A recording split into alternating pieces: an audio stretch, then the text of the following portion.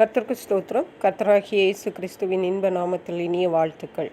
இன்றைய தியானத்திற்காக ஜெபித்த பொழுது தேவன் தந்த வசனம் பிலிப்பியர் எழுதின நிருபம் 4ஆம் அதிகாரம் 6ஆம் வசனம். நீங்கள் ஒன்றுக்கும் கவலைப்படாமல் எல்லாவற்றையும் குறித்து உங்கள் விண்ணப்பங்களை ஸ்தோத்திரத்தோடே கூடிய ஜெபத்தினாலும் வேண்டுதலினாலும் தேவனுக்கு தெரியப்படுத்துங்கள். நம்முடைய கர்த்தராகிய இயேசு கிறிஸ்து நமக்காக எல்லாவற்றையும் செய்கிறவர். அவர் நம்மில் எதிர்பார்ப்பதெல்லாம் ஒரு பிள்ளை தன் தகப்பனிடத்தில் பெற்றோரிடத்தில் கேட்பது போல நாமும் நம்முடைய தேவைகளெல்லாம் அவரிடத்தில் கேட்க வேண்டும் என்பதையே விரும்புகிறார். ஆகவே தான் இந்த வசனம் சொல்லுகிறது, நீங்கள் ஒன்றுக்கும் கவலைப்படாமல்.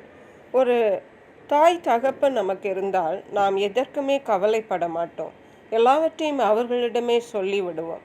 அப்படியே நாம் ஒன்றுக்கும் கவலைப்படாமல் எல்லாவற்றையும் குறித்து உங்கள் விண்ணப்பங்களை எல்லாவற்றையும், அது எதுவானாலும் சரி, நமக்கு என்ன தேவையோ, என்ன கஷ்டங்களோ, என்ன நஷ்டங்களோ, என்ன பலகீனங்களோ எல்லாவற்றையும் அவரிடம் விண்ணப்பமாக சொல்ல வேண்டும்.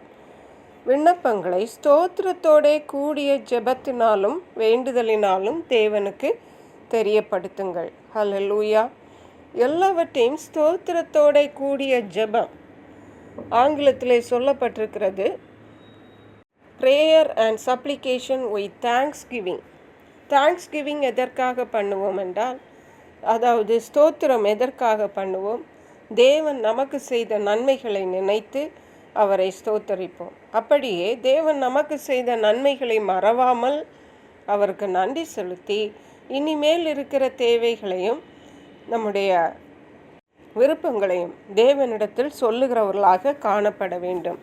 ஆகவே இந்த வசனத்தின் மூலமாக நாம் கற்றுக்கொள்ளுவது என்னவென்றால், ஜெபிக்கும் பொழுது தேவனே அதை தாரும், இதை தாரும், தாரும் தாரும் என்று மட்டும் கேட்காமல் தேவன் செய்த நன்மைகளுக்கு தேவனை ஸ்தோத்திரிக்க வேண்டும். அவர் துதிக்கு பாத்திரராக இருக்கிறார். அப்படி ஸ்தோத்திரத்தோடு நாம் தேவனுக்கு நன்றி சொல்லி நாம் நம்முடைய தேவைகளை சொல்லும் பொழுது நிச்சயமாகவே தேவன் நம்முடைய ஜெபங்களுக்கு சீக்கிரமாக பதில் தருவார். 1 தெசலோனிக்கேயர் எழுதின நிருபம் 5ஆம் அதிகாரம் 18ஆம் வசனம் இவ்விதமாக சொல்லுகிறது, எல்லாவற்றிலேயும் ஸ்தோத்திரம் செய்யுங்கள், அப்படி செய்வதே கிறிஸ்து இயேசுவுக்குள் உங்களை குறித்து தேவனுடைய சித்தமாய் இருக்கிறது. எல்லாவற்றிற்கும் ஸ்தோத்திரம் செய்யுங்கள். பாருங்கள், நன்மையோ தீமையோ மகிழ்ச்சியோ துக்கமோ எல்லாவற்றிற்கும் கர்த்தருக்கு ஸ்தோத்திரம் செய்ய வேண்டும். அப்படி செய்வதே கிறிஸ்து இயேசுவுக்குள் உங்களை குறித்து தேவனுடைய சித்தமாய் இருக்கிறது. நாம் நன்றாக இருக்கும் பொழுது அல்லது நன்மைகளை பெற்றுக்கொள்ளும் பொழுது தேவனுக்கு ஸ்தோத்திரம் செய்வது லகுவான காரியம். ஆனால் பல வேளைகளிலே அதை கூட நாம் மறந்து போகிறோம். தேவனுக்கு நன்றி சொல்லுவதே மறந்து போகிறோம். பெற்ற நன்மைகளையே வைத்து மேன்மை பாராட்டுகிறோம். ஆனால் துன்பமான வேளைகளில் தேவனுக்கு ஸ்தோத்திரம் செய்வது மிகவும் ஒரு கடினமான காரியம். ஆனால் அதுதான் துன்ப வேளைகளிலும் கர்த்தரை ஸ்தோத்திரிப்பதே நம்மேலுள்ள தேவனுடைய சித்தமாக இருக்கிறது. ஹல்லேலூயா. அருமையான கர்த்தருடைய பிள்ளைகளை, இன்றைக்கு உங்களுடைய நிலைமை எதுவானாலும் சரி, நீங்கள் ஸ்தோத்திரத்தோட தேவனுக்கு தெரியப்படுத்துங்கள்.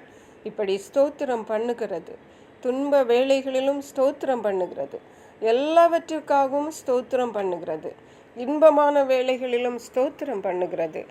தேவன் நம்மேல் வைத்த சித்தமாக இருக்கிறது. அதை நிறைவேற்ற தேவன் நமக்கு கிருபை தருவாராக. ஜெபிப்போம். எங்களை கிருபை நேசித்து பாதுகாத்து வழி நடத்துகிற எங்கள் அன்பின் தகப்பனே, ஆசீர்வதிக்கப்பட்டு இந்த நல்ல நாளுக்காக நன்றி. இந்த நாளிலும் நாங்கள் எல்லாவற்றிலும் கர்த்தருக்கு ஸ்தோத்திரம் செலுத்தி எங்கள் ஜெபங்களிலும் ஸ்தோத்திரத்தோடு எங்களுடைய எல்லாவற்றையும் கர்த்தருக்கு தெரியப்படுத்த தேவன் எங்களுக்கு உதவி செய்கிறபடியால் நன்றி. நன்றி பரிசுத்த ஆவியானவரே. துதி கன மகிமை உமக்கே செலுத்துகிறோம். மீட்பரும் இரட்சகருமாகிய இயேசு கிறிஸ்துவின் இன்ப நாமத்தில் ஜெபிக்கிறோம் எங்கள் அன்புள்ள பரமபிதாவே. ஆமென். God bless you.